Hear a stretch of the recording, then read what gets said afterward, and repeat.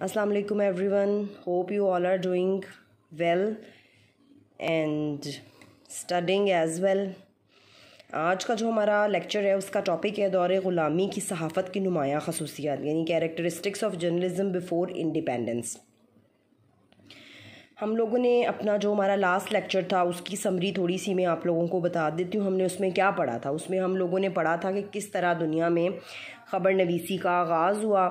मुख्तलिफ़ जो हमारी कौमें हैं या मुख्तलिफ़ ममालिक हैं वहाँ पे ख़बर नवीसी का किस तरह आगाज़ हुआ और किस तरह एडवांसमेंट आती गई आहिस्ता आहिस्ता। हम लोगों ने कागज़ की तारीख़ पढ़ी, हम लोगों ने ख़बर की तारीख़ पढ़ी, हम लोगों ने किताबों की तारीख़ पढ़ी, प्रिंटिंग की तारीख़ पढ़ी हम लोगों ने।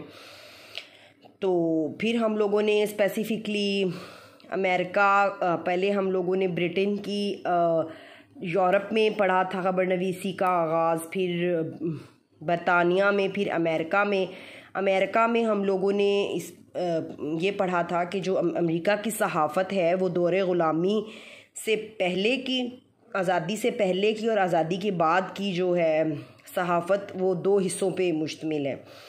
तो जो दौरे ग़ुलामी की सहाफ़त है यानी कि इंडिपेंडेंस से पहले की जो सहाफ़त है उसकी जो कुछ नुमायाँ ख़सूसियात हैं उसको भी उन लोगों ने तीन कैटेगरीज़ में डिवाइड किया हुआ, यानी कि तीन जो उसकी दर्जा बंदी या इसको कह लें कि कैरेक्टरिस्टिक्स उसमें डिवाइड किया हुआ है कि सबसे पहले तो ज़ाहिरी ख़सूसियात थी, फिर अखबारी अमला, फिर मवाद।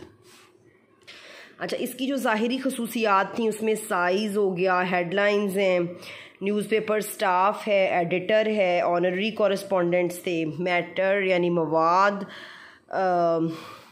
न्यूज़ ऑफ ब्रिटिश न्यूज़पेपर, सरकारी एलानात। अच्छा, अब हम इसको ज़रा डिटेल में पढ़ते हैं कि क्या था। इब्तदाई दौर में अखबारात पर चूँकि बरतानवी सहाफ़त की छाप थी इसलिए अखबारात वाज़ह तौर पर बरतानवी सहाफ़त की तकलीद करते हुए नज़र। तकलीद क्या होता है, मतलब आपको अच्छी तरह याद होगा कि मैं आपको क्लास के दौरान भी जो आपको मुश्किल वर्ड लगता था उसका मैं मतलब बताती हूँ। कि बहुत से स्टूडेंट्स होते हैं जिनको बहुत से वर्ड्स से सुनने के वो यूज़ टू नहीं होते तो वो कंफ्यूज हो जाते हैं। तकलीद होता है किसी को कॉपी करना, पैरवी करना, यानी कि वो ग़ुलामी का दौर था। उस वक्त वो अमेरिकन्स जो थे वो ब्रिटिश रूल के अंडर थे। अब ब्रिटिश मतलब बरतानवी तसल्लुत के नीचे थे, तो जाहिर है वो उनके तसल्लुत के नीचे थे तो उनकी जो सहाफ़त थी उस पर भी बरतानवी छाप जो है वो बहुत, बरतानवी सहाफ़त की छाप वो बहुत ज़्यादा प्रोमिनेंट होगी। अखबार का जो साइज़ था वो 15x10 था और आम तौर पर 4 सफ़हात पर मुश्तमिल होते थे। सफ़हात की तादाद मवाद को मद्देनज़र रखते हुए कम होती रहती थी। अच्छा, ये चीज़ आप लोगों ने अंडरलाइन करनी है। 15x10 है, ये अखबार का साइज़ होता था कि जो आज़ादी से पहले के न्यूज़पेपर्स थे, दौरे ग़ुलामी के जो अमेरिकन न्यूज़पेपर्स थे, अमरीकी जो सहाफ़त थी दौरे ग़ुलामी की, उसकी बात हो रही है। अखबार का साइज़ था 15x10 और आम तौर पर 4 सफ़हात पर मुश्तमिल होते थे और सफ़हात की तादाद मवाद को मद्देनज़र रखते हुए कम या ज़्यादा होती रहती थी। फिर है जी हेडलाइंस। उस वक्त ज़ाहिर है इतनी, क्योंकि वो that was the start of journalism, तो इतनी ज़्यादा उसमें क्लासिफिकेशन नहीं होती थी जैसे अब। तो there are many terminologies and there are many things to make newspapers fancy newspaper to attract and grab the attention of the reader। तो at that time सीधी सादी ख़बरें ज़्यादा होती होंगी और उनको आम नसर की सूरत में ही लिखा जाता था।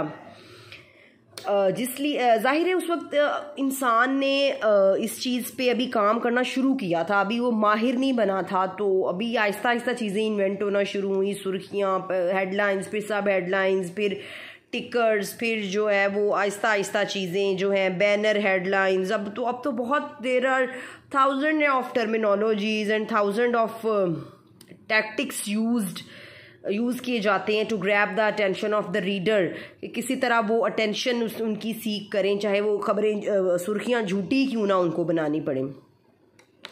अखबारात में ख़बरों की सुर्खियाँ तकरीबन नापेद थीं और ख़बरों को आम नसर की सूरत में लिख दिया जाता था, जिससे अखबारात में किसी ख़बर को समझने के लिए पूरा पढ़ना ज़रूरी होता था। मगर बाज़ औक़ात ख़बरी सुर्खी भी दी जाती थी, that was in very rare cases कि ख़बरी सुर्खी भी दी जाती थी। बड़े थोड़े लोग उस वक्त ये करते थे। फिर अखबारी जो अमला होता था वो एक शख्स के गिर्द ही घूमता था। That is very important thing कि उस वक्त अभी तो हमारा अगर एक न्यूज़पेपर का आप किसी न्यूज़पेपर के ऑफिस में चले जाएं, there are thousands of people who are working under that banner or who are working under that single institution. There are many correspondents, workers, printers, publishers, editors, sub-editors. उस वक्त सिर्फ एक आदमी होता था। इब्तिदा में दूसरे ममालिक की तरह अमेरिका में भी एक अखबार एक शख्स की ज़ात के गिर्द घूमता था और यही एक शख्स अखबार के तमाम काम सर अंजाम देता था। एडिटर भी वो खुद होता था, उसका रिपोर्टर भी वो खुद होता था, ठीक है, क्योंकि उस वक्त इतनी ज़्यादा वसाइल भी नहीं थे लोगों के पास और दूसरे लोगों में अवेयरनेस भी नहीं थी। अब तो ज़ाहिर है आपको पता ही है कि लोग किस तरह ये एक पूरा जो है पेशा बन गया है, ठीक है, it's an occupation and people are trained specifically for newspaper and different जो काम होते हैं ना न्यूज़पेपर एक उसमें करने में, यानी कि एडिटिंग के लिए अलग लोगों को ट्रेन किया जाता है। डिग्रीज़ हैं स्पेसिफिकली, जैसे हम जर्नलिज्म पढ़ रहे हैं, इसमें भी हम लोग यही कुछ पढ़ रहे हैं, ये लोग यही कुछ पढ़ के जाते हैं तो आगे फिर हम इंटर्नशिप्स करते हैं, उसमें हमें ट्रेन किया जाता है डिफरेंट सेक्शंस में। एडिटिंग के सेक्शन में एडिटर्स को किया जाता है, ट्रेन किया जाता है, कॉपी राइटर्स को किया जाता है, और जो हमारे होते हैं सब editors, they are the main important parts of newspapers, ठीक है। तो एडिटर, अखबार की तमाम जिम्मेदारी एडिटर पर होती थी, वही मालिक होता था, प्रूफ रीडिंग भी वही करता था, अखबार की तहरीर से लेकर मतलब डिस्ट्रीब्यूशन। अब तो बाकायदा डिस्ट्रीब्यूशन की टीम्स होती हैं, मार्केटिंग की टीम्स होती हैं, ठीक है। हम लोगों ने थर्ड ईयर में, आपको याद होगा कि अखबार का एक तंजीमी ढांचा हम लोगों ने पढ़ा था कि उसमें डिपार्टमेंट्स होते हैं डिफरेंट, उनके मार्केटिंग डिपार्टमेंट अलग होते हैं, प्रिंटिंग डिपार्टमेंट अलग होते हैं, ठीक है। फिर हैं जी ऑनरेरी कॉरेस्पॉन्डेंट्स। अखबार मुख्तलिफ़ जगहों पर अपने नामा निगार मुकर्रर करते थे जो मकामी ख़बरों के अलावा गिरदो नवाह से भी ख़बरें जमा करके एडिटर को इरसाल कर देते थे। इन ख़बरों में से अहम मवाद मुंतखब करके अखबार की जीनत बनाया जाता था। यानी कि ऑनरेरी जो कुछ कॉरेस्पॉन्डेंट्स होते थे वो मौजूद होते थे, जिनको फॉर एग्ज़ाम्पल जैसे अभी भी होता है कि एक दिस इज़, अगर अखबार का जो हेड ऑफिस है वो कराची में है या लाहौर में है, तो this is impossible for one person और टू पर्सनस के वो यहाँ से ख़बरें जमा करें। तो फिर जो एक स्पेसिफिक सिटी, मतलब हम लोग अगर उकाड़ा से बिलोंग करते हैं, साहिवाल से बिलोंग करते हैं, तो यहाँ के जो मकामी लोग होंगे ना, वो ऑनरेरी कॉरेस्पॉन्डेंट्स का काम सर अंजाम देंगे। अगर यहाँ पे कोई गैर मामूली वाक़या हुआ है, कोई प्रॉब्लम है, तो वो कवर करके जो है वो अखबार को भिजवा देंगे, तो वो फिर उनका प्रिंट हो जाएगी और पब्लिश हो जाएगी। इस दौर में मवाद, यानी कि मैटर उस वक्त क्या होता था, उसके अंदर जो मवाद होता था लिखा हुआ, वो क्या होता था। इस दौर में हसूल ख़बर के ज़राए इतने वसी ना थे, इसलिए अखबार के सफ़हात की तकमील के लिए सतही किस्म का मवाद भी दिया जाता था। इन अखबारात में जो मवाद शाया होता था उसकी तफसील कुछ इस तरह है, यानी कि आगे अब इसकी सब जो हेडलाइंस है ना वो ये होंगी, यानी कि जो उसमें मवाद शाया होता था उस किस्म के अखबारात में, उनमें क्या होता था, बरतानवी अखबारात की ख़बरें, यानी कि जो बरतानवी ब्रिटिश न्यूज़पेपर्स में ख़बरें आती थी ना, उन्हीं को ही कॉपी कर लिया जाता था। फिर सरकारी एलानात, द वेरी इंपॉर्टेंट थिंग, आज तक जो कायम है, जो आज का, उस वक्त तो ज़ाहिर इश्तिहारात नहीं होते थे, लेकिन आज का जो न्यूज़पेपर है वो सरकार के बग़ैर चीज़ जो है वो बेकार है। न्यूज़पेपर है, न्यूज़ चैनल्स हैं, ठीक है। सरकारी एलानात होते थे, उसमें लोगों को इतलात भी फराहम की जाती थी, किसी भी मसले के मुतल्लिक हुकूमती इक़दाम या अवामुन्नास से मुतल्लिक हुकूमती अहकामात होते थे जिनको शाया करना हर ख़बर अखबार अपना फ़र्ज़ तस्वुर करता था। यानी कि that was compulsory for newspaper कि कोई भी अगर सरकारी एलानात हुए, गवर्नमेंट ने कोई नई पॉलिसी भेजी है, लोगों की यानी कि आप ये देख लें, जैसे आजकल हम लोग पेंडेमिक से गुजर रहे हैं, कोरोना वायरस, उस वक्त तो वो ख़बरों के ज़रिए, अखबार के ज़रिए हमें हुकूमती जो नुमाइंदे हैं वो आगाही देने की कोशिश करते हैं किस तरह आप लोग अपने घरों में रहें और अपने आप को सेफ़ महसूस करें। आप सोचें जो उस ज़माने में भी वबाएँ आती होंगी, जंग होती होगी या कोई भी ऐसी बात होती होगी, सरकार ने उन लोगों को वार्न करना होगा या कोई बात समझानी होती होगी, तो वो I think newspapers are the best source at that time, और अभी भी newspapers are the best source. अच्छा जी, एडवर्टीज़मेंट की तरफ हम आ जाते हैं। अब इस दौर में भी इश्तिहारात को बहुत अहम तसव्वुर किया जाता था और इसको आमदनी का अहम ज़रिया समझा जाता था। इस दौर में इश्तिहारात अखबारात में शाया ज़रूर होते थे, मगर इनमें कशिश नाम की कोई चीज़ नहीं होती थी और ये एक कॉलमी हुआ करती थी। ज़ाहिर है क्योंकि उस वक्त हर चीज़ नई थी, उसको समझने में।